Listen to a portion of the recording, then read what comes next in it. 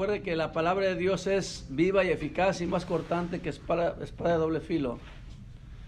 Discierne nuestros pensamientos y nos da la dirección para seguir a Cristo, nos revela a Cristo. Si queremos ser como Cristo, si queremos servir a Cristo, si queremos glorificar a Cristo, si queremos ser salvos a través de Cristo Jesús, hermano, su palabra, Cristo dijo, escudriñad las Escrituras, porque ellas son las que dan testimonio de mí. El que queremos saber de Cristo, conocer a Cristo, seguir a Cristo, vivir en Cristo, morir para Cristo y vivir eternamente con Cristo. Y la palabra es la revelación del Señor que tiene para nosotros. Le voy a invitar a que abra sus Biblias en Romanos capítulo 4.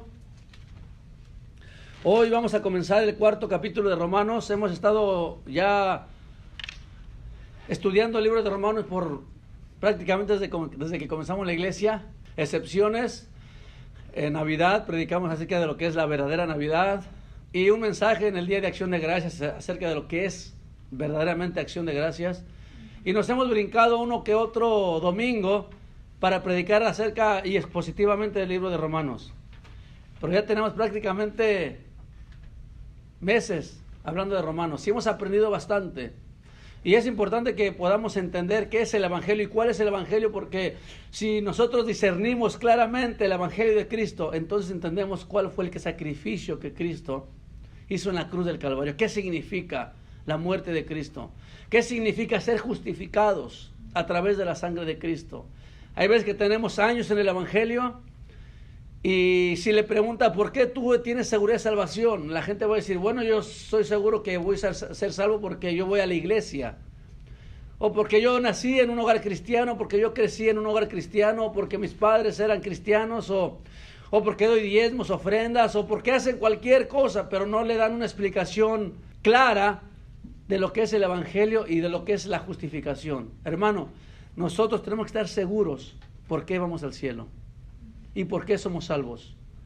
No somos salvos por obra, como lo vamos a ver al día de hoy, sino somos salvos por gracia en Cristo Jesús, por fe en Cristo Jesús. Y entender la justificación, entender por qué yo soy justificado delante de Dios, me van a dar un panorama claro de lo que significa el Evangelio. Y hoy vamos a ver precisamente eso. La semana pasada estuvimos mirando que somos justificados por fe. ¿Y qué es la justificación? La justificación es cuando nosotros estamos acusados legalmente, acusados de un delito que hemos cometido. Y luego vimos en Romanos capítulo 2, capítulo 1, Romanos capítulo 3, que no hay justo ni aun uno. Todos se desviaron, todos hicieron lo que quisieron. No hay quien entienda, no hay quien busque a Dios. Todos, automáticamente todos, somos injustos delante de Dios. Por tanto, tenemos una clara y justa razón para ser juzgados. Y definitivamente para ser llamados y declarados culpables. Todos somos culpables delante de Dios. Todos nos hemos desviado, no hay justo ni aun uno. Y hoy vamos a ver por qué Pablo pone como referencia a uno de los ancestros de los israelitas o de los judíos, que los judíos amaban y querían mucho y respetaban mucho, y eso es de Abraham. Vamos a leer Romanos capítulo 4 del 1 al 5 para tener una referencia clara a cuáles son los libros que vamos a ver el día de hoy, los pasajes que vamos a ver el día de hoy. Romanos 4 del 1 al 5. Cuando lo tengan digan amén. Los que no tengan digan gloria a Dios. Y los que no trajeron Biblia digan aleluya. Y si los que dicen aleluya, pues ahí hay Biblias. Bueno, leemos la Biblia en el nombre del Padre, del Hijo y del Espíritu Santo. ¿Qué pues diremos? Que halló Abraham nuestro padre según la carne. Porque si Abraham fue justificado por las obras, tiene de qué gloriarse, pero no para con Dios. Pues, porque, ¿qué dice la Escritura? Creyó Abraham a Dios y le fue contado por justicia. Pero al que obra no se le cuenta el salario como gracia, sino como deuda. Mas al que no obra, sino cree en aquel que justifica al impío, su fe le es contada por justicia. Padre Santo, venimos ante ti, Señor. con un corazón contristo y humillado, Señor, con un corazón temeroso, Padre, a aprender de tu palabra, Señor. Te pido, Señor, que tú reveles a nuestro corazón, Señor, a nuestra mente, Señor, y podamos, Señor, discernir, Señor, claramente tu palabra, Señor, claramente lo que es la obra gloriosa de la cruz del Calvario, al ser nosotros justificados, Señor, por fe en tu sacrificio que hiciste, Señor. Ayúdanos a entender claramente el Evangelio, Señor. Señor, si no entendemos claramente el Evangelio, quizás jamás habrá seguridad de salvación, Padre, pero una vez que uno entienda, Señor, claramente lo que hiciste y lo que significa la muerte, la resurrección, la sangre que fue derramada para propiciación de nuestros pecados, Señor, podremos entender, Señor, el Evangelio, Señor, y podemos tener seguridad de salvación por la fe solamente, Señor, y por tu gracia, Padre. Ayúdame a ser fiel a tu palabra, Señor, que podamos, Señor, predicarla fielmente, Señor, y no nos desviemos ni a norte, ni a sur, ni a este, ni a oeste, sino ser claros, Padre, como tú nos lo has encargado, Señor. Hablo, Señor, en tu nombre, pero hablo, Señor, de parte de ti, Señor, y para ti, Señor, porque tú calificarás cada voz, cada palabra que salga de mi boca, Señor, y tú la filtrarás a través de tu palabra, Señor. En el nombre de tu Hijo Jesucristo oramos, Padre. Amén. La justificación, como ya lo dije al principio, es el corazón de este pasaje y prácticamente es el corazón del Evangelio. Si entendemos claramente lo que es la justificación por fe solamente, entonces entenderemos el Evangelio. Y como lo dije hace rato, ¿qué es o qué significa ser justificado? Generalmente se usa en un panorama legal en la que el acusado es declarado justificado o condenado.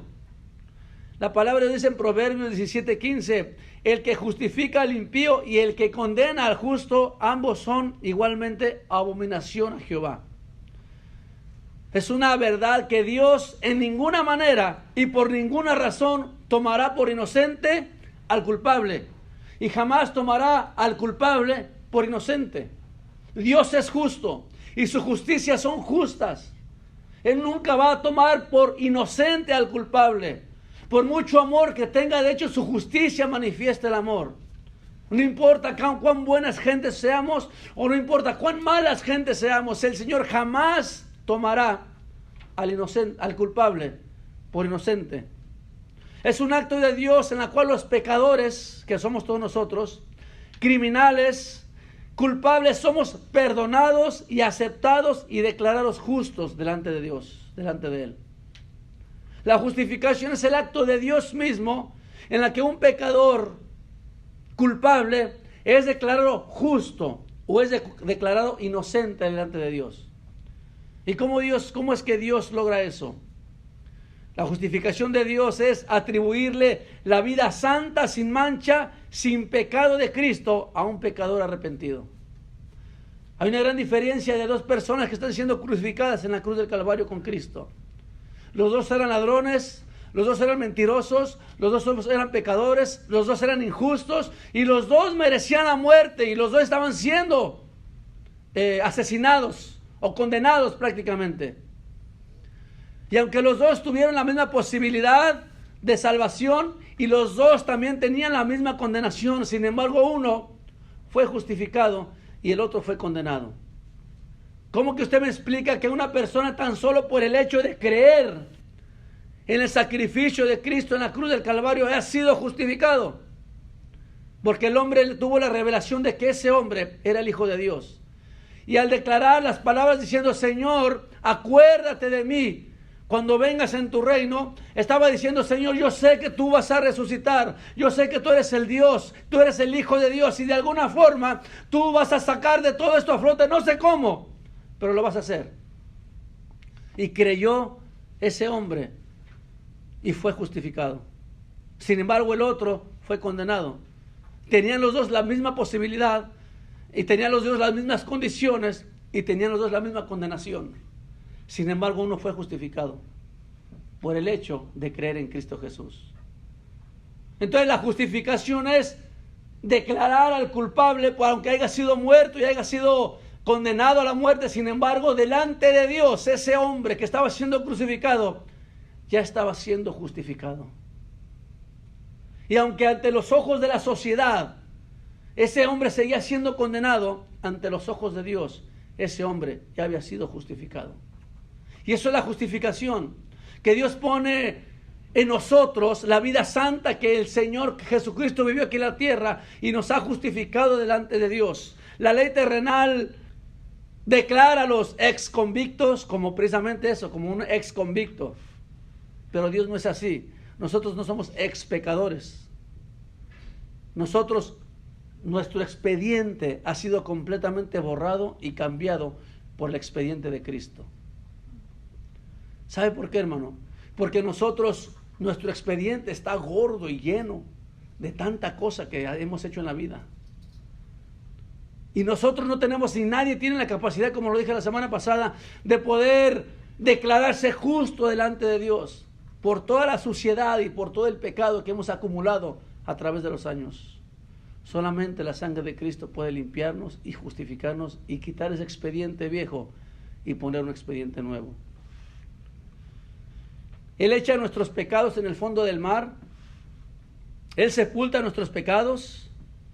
Así como el oriente del poniente, así separa Él nuestros pecados de un lado al otro.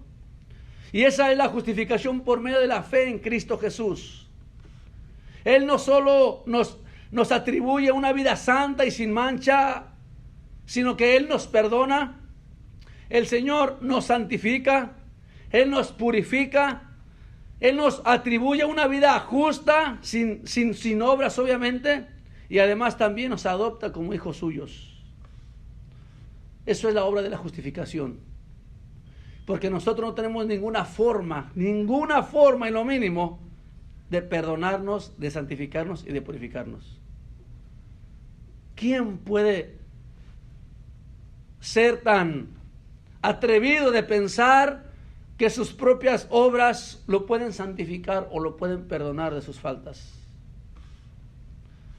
La diferencia de que el Señor borra completamente nuestros pecados como si nunca, hermano, hubiéramos cometido algún pecado. Eso es la gloria de la justificación, hermano, que el Señor completamente borra todo nuestro expediente como si nunca hubiéramos pecado. Ahora con eso del pleito de una amnistía, una reforma, una amnistía. Una amnistía, hermano, significa que la gente se hace de la vista gorda y ve a los ilegales o a las personas indocumentadas y no les hace nada. Hay una amnistía, entonces arreglemos su situación legal. Y cuando nosotros pensamos en que el Señor, de alguna forma pensamos que el Señor hace una amnistía, en realidad Dios no hace amnistía con nuestros pecados. Que el Señor se haga de la vista gorda con nuestros pecados y diga, bueno, de hoy en adelante ya no voy a ver esos pecados que cometiste, ahora vamos a hacer otra vida nueva. No, el Señor pagó todos nuestros pecados. No hay pecado que el Señor se haya hecho de la vista gorda. Si Dios se hiciera de la vista gorda con nuestros pecados, Él dejaría de ser Dios y dejaría de ser justo. Si Dios se hiciera de la vista gorda, como a veces nosotros pasamos por alto los pecados de nuestros hijos, a veces, ¿verdad? A veces nos hacemos de la vista gorda. Si vemos a nuestro hijo que ha hecho algo malo y uno, no le voy a decir a su papá porque luego su papá se lo va a disciplinar. Y uno se hace de la vista gorda, como que no pasó nada, y uno como que vio, pero como que no vio. Hermano, Dios no es así, Dios no se hace de la vista gorda, hermano. Si Dios falta su justicia, si Dios deja de ser justo, Dios deja de ser Dios. Y si Dios deja de ser Dios, de nada vale la pena que estemos aquí. Porque tendríamos un Dios injusto. Pero lo que claramente hace Dios en la cruz del Calvario, que no declaró una amnistía contra nuestros pecados. Él nos declaró justos y santos, como un niño recién nacido. Completamente justo, completamente santo delante de Dios. Eso es la justificación. ¿Y qué tienes que hacer para ser justificado? Bueno, leamos en Romanos capítulo 4. ¿Sabe cuál es el requisito, hermano, para ser justificado? Dice Romanos capítulo 4, versículo 5. Mas al que no obra, sino cree en aquel que justifica al impío. Aquel que justifica al impío. ¿Sabe qué tenemos que ser nosotros para ser justificados, hermano? Tenemos que ser impíos. Dios no justifica a nadie que no sea impío. Y aquí está el problema. Hasta que la gente no se dé cuenta de su condición pecaminosa y de su condición de impiedad, jamás podrán reconocer que necesitan a Dios. ¿Se acuerda de la historia en Marcos donde los fariseos y los escribas estaban criticando a Jesús? ¿Por qué te juntas con los publicanos y los pecadores? ¿Por qué te juntas con ellos? Y las palabras textuales de Cristo en Marcos capítulo 2 versículo 17 dice: no he venido a llamar a los justos, sino a los pecadores. Hermano, una persona que se cree justa, una persona que se cree limpia, jamás se dará cuenta que necesita a Cristo. Una persona que no se da cuenta de su condición a pesar de que viva sin Dios, una persona que no se da cuenta de su condición, jamás se acercará a Cristo en busca de ayuda.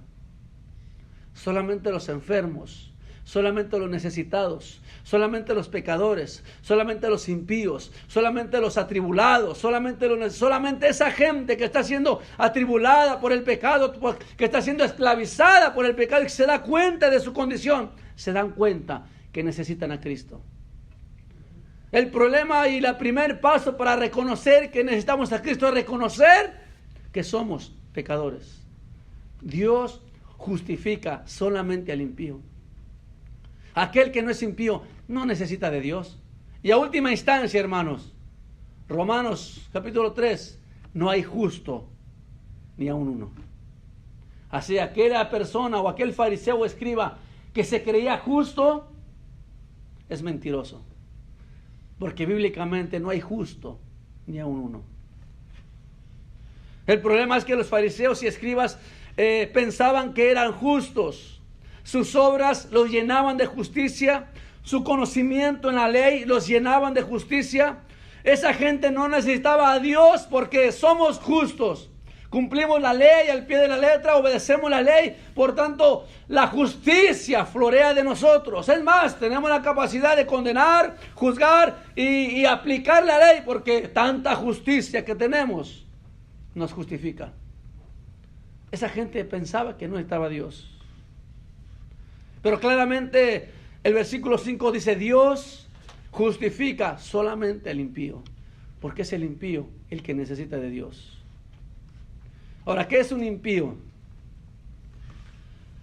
Es una persona carente de piedad. ¿Y qué es una persona piadosa? Una persona piadosa es una persona que vive en la presencia de Dios, que vive agradando a Dios, que vive tomando en cuenta a Dios, que vive adorando a Dios, que busca a Dios, que obedece a Dios, que sirve a Dios y por lo tanto hace todas las obras que Dios quiere que hagamos aquí en la tierra. Vivir una vida piadosa. Hermano, y si hacemos todo lo contrario a eso, déjeme decirle que somos impíos. Pero la buena noticia es que Dios justifica al impío. La mala noticia es que Dios exige un pago por nuestra maldad, que Dios trae ira y juicio sobre nosotros si continuamos en una vida impiedosa o una vida injusta, que merecemos ser condenados. Pero la buena noticia es, y eso es la justificación, que Dios imputa justicia al impío a través de Cristo Jesús, que Dios culpó a Jesús por nuestros pecados, como si Él los hubiera cometido. Jesús vivió la vida santa, como siempre lo he dicho, que nunca pudimos vivir, y Él pagó la cuenta en la cruz del Calvario. Jesús muere la muerte que tú y yo merecíamos, y Jesús resucita a vida eterna para darnos a ti y a mí vida eterna. Todos nuestros pecados, hermano, sin excepción, en la cruz del Calvario, Cristo los exhibió y los venció y los cubrió con su sangre. Esto es la justificación. Al que no conoció pecado, dice la Biblia, Dios lo hizo pecador. Así Dios justifica sin pasar por alto su justicia, porque Él es el juez y Él es el que justifica. Y antes de entrar al texto, quisiera leerles algo que me gustó mucho. que entendamos el Evangelio. La justificación es solo por fe. Y es solo por fe para que no sea por obras. Y no es por obras para que sea por gracia. Y es solo por gracia para que Dios se lleve toda la gloria en Cristo Jesús. Hermano, la salvación es solo por fe, como el que estaba siendo crucificado. Y es solo por fe, para que no sea por obras, porque ese hombre no hizo ninguna obra. Toda su vida se le pasó haciendo maldad. ¿De qué tenía que gloriarse ese hombre? Pues solamente por su fe, no es por obras. Y no es por obras para que sea por gracia. ¿Y por qué es por gracia? Porque ese hombre, hermano, prácticamente no merecía ser salvo. Él merecía la muerte por todos su camino de pecado. Sin embargo, la gracia de Cristo es que Dios le regaló a ese hombre justificación sin merecerlo. Hermano, qué regalo tan más grande. Y en esa cruz del Calvario uno empieza a entender el Evangelio, cómo es que ese hombre no tuvo tiempo de ir a clases, de hacer tanta cosa que ahorita se exige en una vida religiosa. No, ese hombre tan solo fue justificado por su pura fe y sin merecerlo, hermano, por pura gracia. Cristo en la muerte le regaló a este hombre vida eterna por pura gracia. Y es solo por gracia, porque ¿quién se lleva la gloria? ¿Quién se llevó la gloria en la cruz del Calvario? ¿Se llevó la gloria el hombre? ¿El hombre que estaba siendo crucificado? No, hermano, ¿por qué? Porque su vida fue llena de pecado. Toda la gloria se la llevó Cristo Jesús. Eso es el Evangelio. Y eso es la justificación. Y eso es lo que vamos a ver aquí en Romanos capítulo 4, cuando regresemos al texto, que solamente, hermano, nuestra vida es justificada y toda la gloria se la lleva a Cristo, porque no es por obras, para que nadie se gloríe. Tomando en cuenta el versículo 4, ¿qué pues diremos? Que halló Abraham, nuestro padre según la carne. O sea, ¿cómo fue justificado Abraham? Y para hacer un recuento rápidamente, hermanos, hubo un estudio para ver quién era más grande, de Abraham o de Moisés, hace unos años en Israel.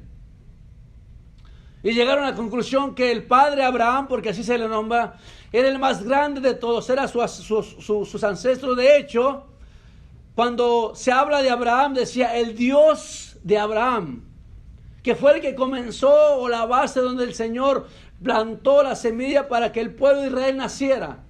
El llamamiento de Abraham. Y la gente, los judíos pensaban, y hasta la iglesia hoy en día piensa, que Abraham era un hombre justo, era un hombre santo, era un hombre recto, era un hombre obediente, era un hombre completamente lleno de fe. Y por todas esas razones, el Señor lo llamó. Pensamos que Abraham era un hombre recto y justo, obediente, lleno de fe, porque conocemos la historia de Abraham. Y aunque era verdad, pero antes de que Abraham, hermano, tuviera un encuentro con Dios, y aún después de que tuvo un encuentro con Dios, le costó llegar a ser el hombre que fue. Y se lo voy a comprobar, que en realidad Abraham era mentiroso, era desobediente, era adúltero, era incrédulo y era politeísta, o sea, servía a muchos dioses. Y eso está en Josué 24:2. Que su padre Taré, padre de Abraham y de Nacor, servían a dioses extraños, dice Josué 24:2. Hermano, la vida de Abraham no era diferente a la de nosotros. La vida de Abraham no era diferente a la de David. La vida de Abraham no era diferente a la de Pablo. La vida de Abraham no era diferente a la de todo el mundo, que estábamos hundidos en nuestros delitos y pecados. Dios llama a Abraham y le dice: sal de tu tierra y de tu parentela.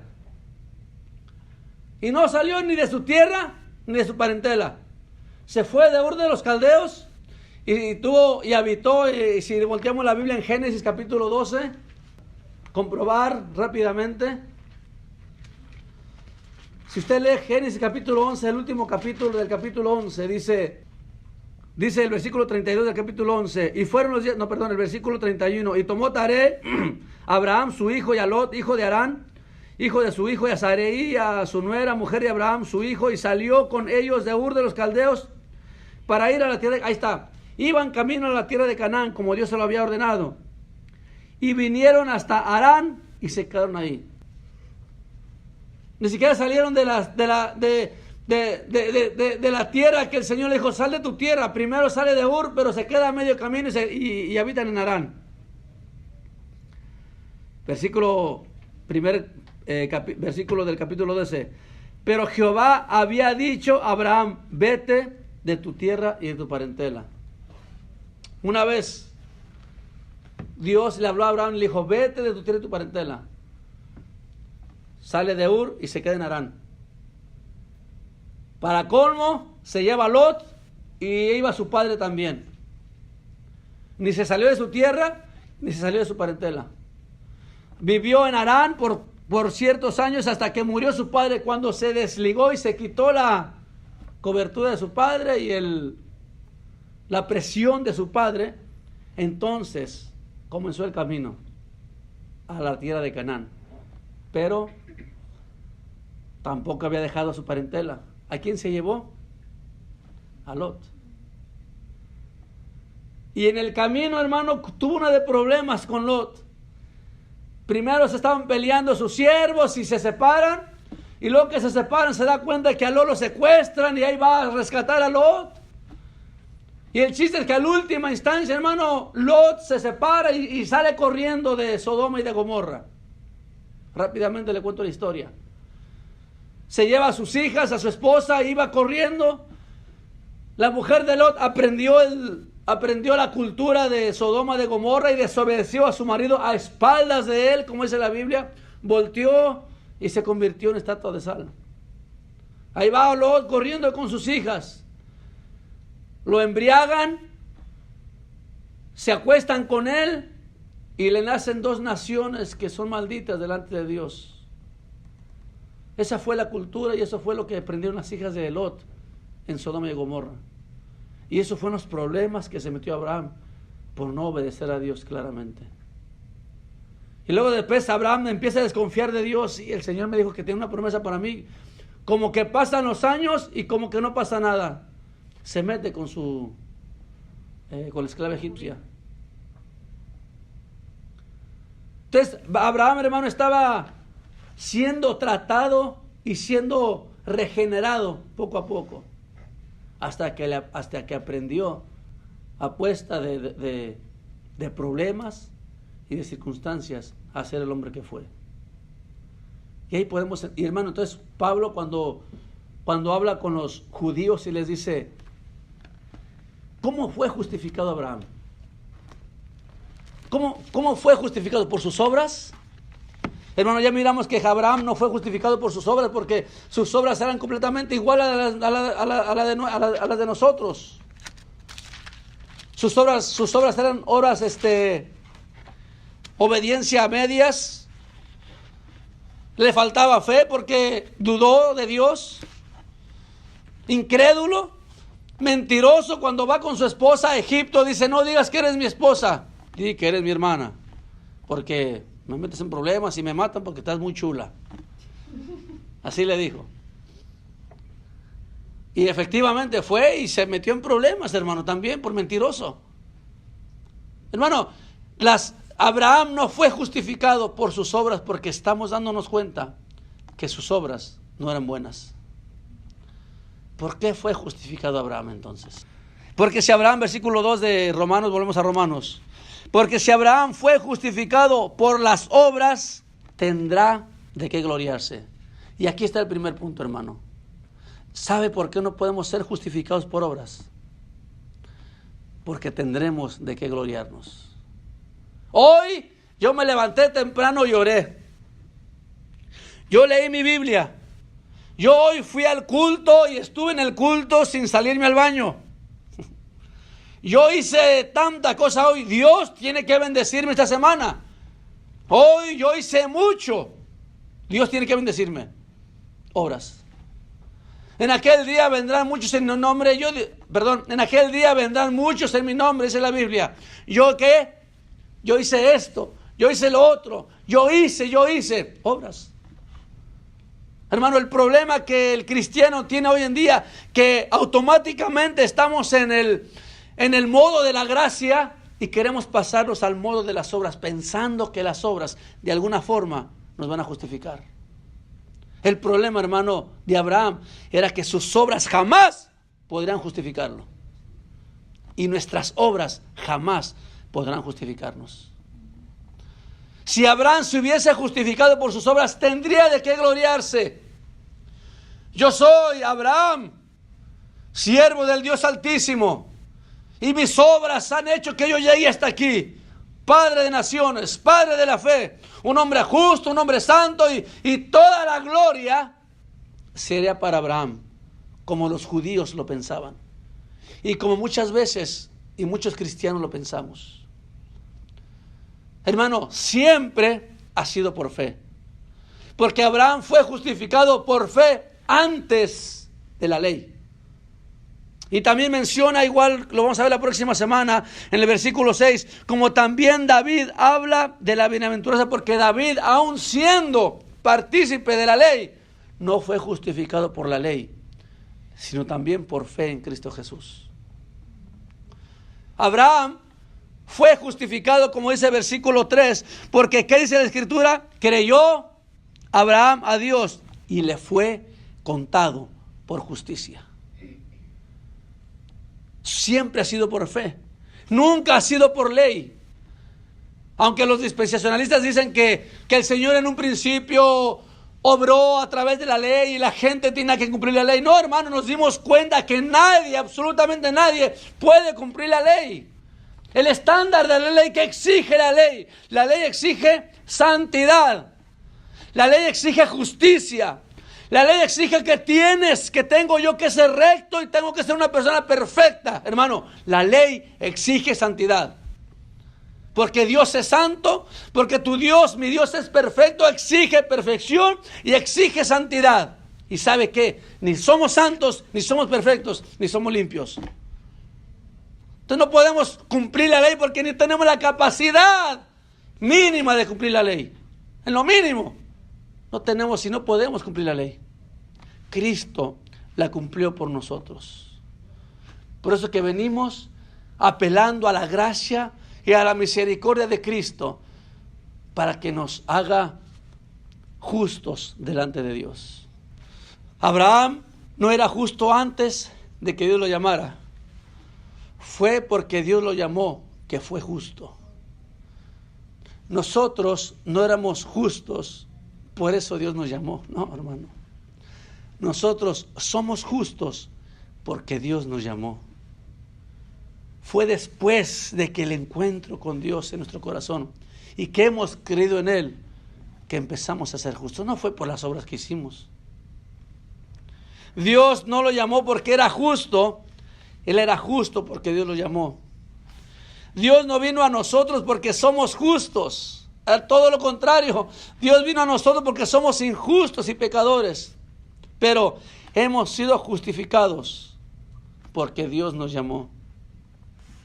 Y no es por obras en ninguna manera.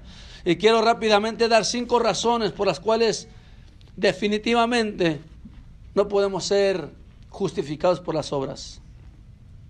Razón número 1. Tú no puedes ser justificado por tus propias obras porque tus obras no proveen para tus pecados pasados. Supongamos, ¿verdad? Supongamos que usted decide vivir por obras y ser justificado por sus obras. Hoy usted comienza una nueva vida, no en fe, sino en obras. Y decide apartarse del pecado, decide comenzar a hacer buenas obras, ser buena gente, ser justo, ser bueno, ser amable, ir a la iglesia, buscar a Dios, dar sus ofrendas, dar ayudar a los pobres, y entonces empieza a hacer muchas obras. Usted va en el drive-thru y le paga la comida al que viene atrás de usted. O sea, usted se llena de obras, hermano. ¿Para qué? O se puede ir a un monasterio y empezar a ser monje o monja. y decide vivir su vida de obras. Ok. Supongamos que lo consigue. Usted consiguió vivir su vida llena de obras buenas y no hay culpa. Y la gente lo ve como un hombre santo, hasta le canonizan por sus buenas obras y su buen corazón. Pero ¿quién pagará por sus pecados pasados? El problema, hermano, es que las obras pueden limpiar mi camino futuro, pero ¿quién limpia mi camino pasado? ¿Cómo puedo limpiar mis 15, 40 o los años que tenga de un camino de pecado y de perdición? El problema de las obras que solamente proveen para el futuro, pero no proveen para el pasado. Y a última instancia, hermano, si fuera por obras, Dios le va a decir, ok, viviste 40 años, los años que tenga usted, y los 20, 30, 50 años que viviste después fueron buenas gentes. Bueno, pues los primeros 40 años hiciste lo que quisiste y 40 siglos en el infierno y después sales. No, así no funciona. Entonces las obras no proveen para el pasado, tampoco para el presente, porque aunque esté lleno de buenas obras, siempre necesitamos la fe en Cristo. Número 1, las obras no proveen para el pasado. Número 2, en segundo lugar, la creación caída jamás, como ya lo mencioné, jamás podrán producir el estándar de santidad que Dios exige. O sea, tus obras pueden hablar bien para la comunidad. Nuestras buenas obras pueden hacernos ver bien delante de los ojos del mundo. Porque como estamos en un mundo caído, estamos en una creación caída, todas nuestras obras filtradas a los ojos del mundo son buenas. ¿Amén o no amén? Todas nuestras obras que hagamos, hermano, el vecino, la vecina, el de arriba, el de abajo, todo mundo lo va a ver bien. Porque somos hombres que hacemos buenas obras. La gente que dice, bueno, yo doné tanto ahorita con el volcán de Guatemala. ¿Sí es en Guatemala, va? La gente dona y todo, oh, qué gloria a Dios. Y mucha gente dona y da las cosas así. Y a los ojos del mundo, todo eso se ve bien. Pero nuevamente volteamos a Isaías 64:6. Toda nuestra justicia son como trapos de inmundicia. O sea que nuestras buenas obras jamás alcanzarán el estándar que Dios exige. Hermano, no podemos impresionar a Dios. En ninguna manera no podemos impresionar. Tú no puedes impresionar a Dios por muy buena. Hermanos, ni aun dando tu vida por tu prójimo puedes impresionar a Dios. Puedes impresionar al vecino. Puedes impresionar a la familia por la cual diste tu vida. Pero a Dios jamás se le impresiona. ¿Se da cuenta que nuestras obras no alcanzan el estándar de Dios? Porque estamos en una situación caída y demacrada. Entonces, en segundo lugar, nuestras obras jamás podrán alcanzar el estándar de Dios. Nuestras obras pueden ser perfectas para los estándares de los hombres, pero jamás llegarán al estándar de Dios. Sinceramente, no sé qué obra podrá impresionar a Dios o justificarte delante de Dios. Si usted piensa en una, me la dice. Pero yo no sé. ¿Qué obra, por muy extraordinaria que sea, ante los ojos del mundo, podrá impresionar a Dios? Hace tiempo leí un padre que le dio el corazón a su hijo. Y toda la gente comenta qué amor tan grande, que el padre le donó el corazón al hijo, o a la hija, que era una hija que iba a cumplir 15 años, creo, ¿no? Y la hija le pidió, hija, ¿qué quieres de tus 15 años? No, yo nomás quiero un corazón, porque la hija estaba mal del corazón. Y el padre, conmovido, fue y la niña celebró sus 15 años con un corazón nuevo. ¿Y el papá dónde está? Resulta que el papá le donó el corazón. Y la gente lo expresa. ¡Qué amor tan grande! Hermano, ese acto de donar su corazón a su hija de 15 años muriendo, se escucha tan noble y tan bonito. Y la música que le ponen, hasta uno le dan ganas de llorar. Pero no impresiona a Dios. Es lo triste, que nuestras obras más nobles, más justas, entre comillas, jamás podrán impresionar a Dios. Jamás, jamás. En tercer lugar, si dices que puedes ser redimidos por las obras, entonces la muerte de Cristo fue completamente innecesaria. Si mis obras me van a redimir, pues ¿para qué vino Cristo entonces? Nomás vino a morir en vano. A última instancia, mis buenas obras me van a llevar al cielo. No, hermano. Si nuestras obras nos redimen, en vano fue el sacrificio de Cristo en la cruz del Calvario. Número 4, y fue el punto que hicimos hace rato. Si las obras nos redimen o nos justifican, la gloria de Cristo es eclipsada por la gloria del hombre. A última instancia, hermano, si tus obras te van a redimir, toda la gloria te la llevas tú. Porque como dije al principio, Abraham, si fuera por obras, yo soy buena gente, toda la gloria me la llevo yo y no Cristo. Tus obras reducen, si queremos ser justificados por nuestras obras, reducen y opacan la gloria de Cristo para llevárnosla a nosotros.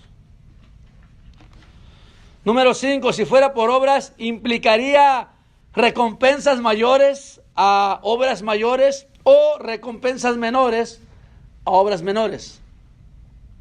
¿Cuántas obras hiciste tú, hermano? Y yo las apunto. Y a ver en qué lugar te pongo en el cielo. De acuerdo a tus obras, vas a ser VIP o hasta atrás. Como un sueño de un hermano, de una revelación falsa y obviamente extrabíblica, que fue al cielo y dijo, yo iba caminando, y lo dicen así bien bonito, ¿verdad? Como profetizando. Yo iba caminando, el Señor me reveló y miré unas casas grandes y enormes y unas residencias. Y le dije al Señor, Señor, revélame qué es esto. Y el Señor me habló y me dijo, hijo mío, estas casas grandes y enormes son de las personas que dan mucho dinero a la iglesia. Ya me reí. Pero así yo lo escuché. Yo estaba sentado ahí como usted y yo estaba escuchándolo cuando alguien me predicaba. Estas obras majestuosas y residencias es el dinero que mucha gente dio a la iglesia. Y yo le dije, Señor, enséñame mi casa y yo te la enseñaré en un poco. Y a la medida que yo iba caminando, iba mirando casas más pequeñas y más pequeñas. Hasta llegar a un lugar un poco miserable, las casas cayéndose, un cuartito, así todas las casas chiquititas. Y le dije, Señor, revélame, ¿qué es esto? Decía el famoso revelador. Y Cristo me habló y me dijo, estas casas son las ofrendas de los hermanos que casi no dan ofrendas. Hermano, ese hombre estaba predicando puras obras. Y dejó a un lado a Cristo y empezó a predicar puras obras, pensando que de acuerdo a tus obras ibas a tener mejor posición en el cielo. Definitivamente una enseñanza completamente equivocada, porque jamás podrá ser por obras. Si fuera por obras, entonces necesitaríamos un obravímetro que mida nuestras obras. O pensar, Señor, ¿qué tantas obras puedo hacer para llegar al cielo? ¿Ya completé mis buenas obras del año o del día o de mi vida? ¿O hasta que iba a 40 años? Porque a lo mejor la edad de promedio de los hombres es de 70, 80 años. Entonces, démosle 5 años más al Señor. Pongamos que íbamos 40 años haciendo buenas obras. Las otras 40 años, ¿ya hago lo que quiera? ¿Se da cuenta de lo que implica pensar que es por obras? Entonces las personas que hacen más obras tienen mayor probabilidad de ser salvos que los que hacen menos obras. Entonces, porque soy miserable, porque soy pobre y no tengo dinero, no puedo hacer muchas buenas obras. Si apenas me alcanza para comer, apenas me alcanza para vivir, ¿cómo voy a hacer muchas obras? Estoy condenado, definitivamente. ¿Se da cuenta todo lo que implica pensar que es por obras? Hermano, Abraham jamás fue justificado por sus obras. Fue justificado por fe. Dice la Biblia, pero al que obra, ahí en el mismo versículo, pero al que obra no se le cuenta el salario como gracia, sino como deuda. O sea, si tú obras, Dios te debe. Eso es lo que la gente piensa. Yo obro y Dios me debe. Yo hice y Dios me debe. O sea, yo hice buenas obras hoy, el Señor me debe. ¿Tiene que? Porque es por obras. Entonces, si yo hice y el Señor me debe, me tiene que pagar.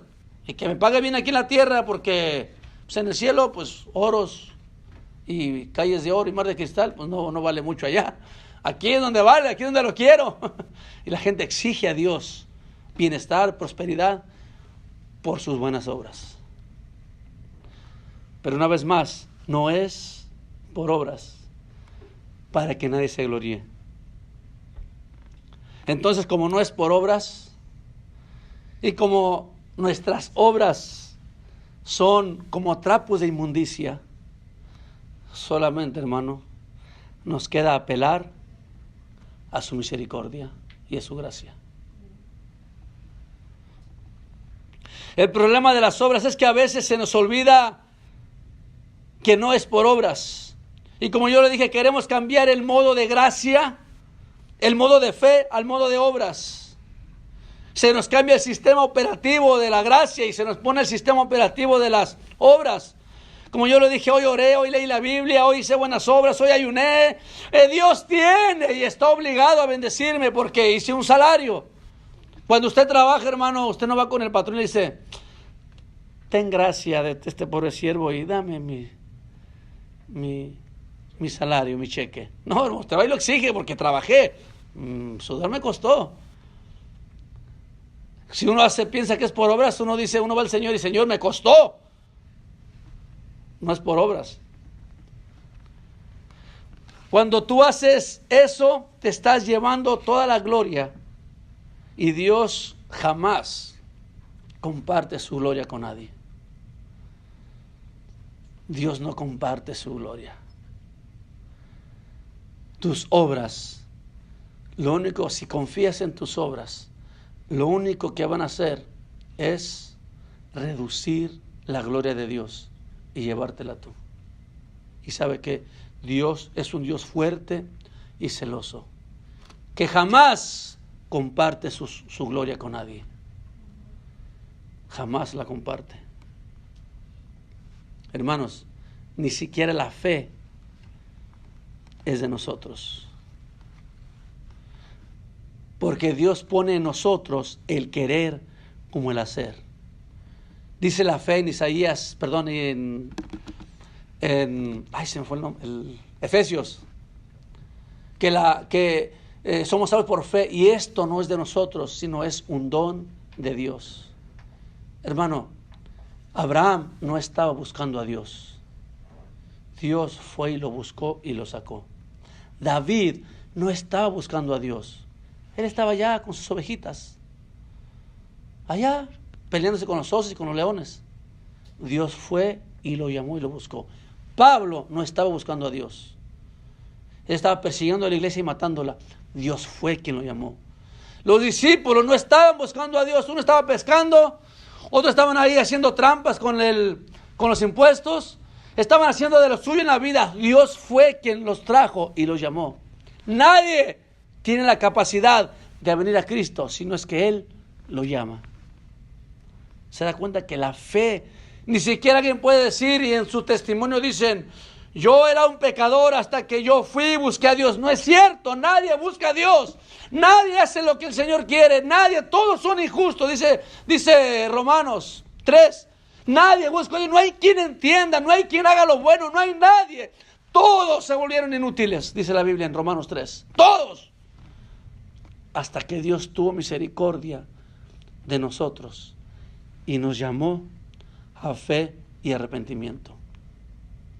Jamás fue por obras, fue por pura gracia.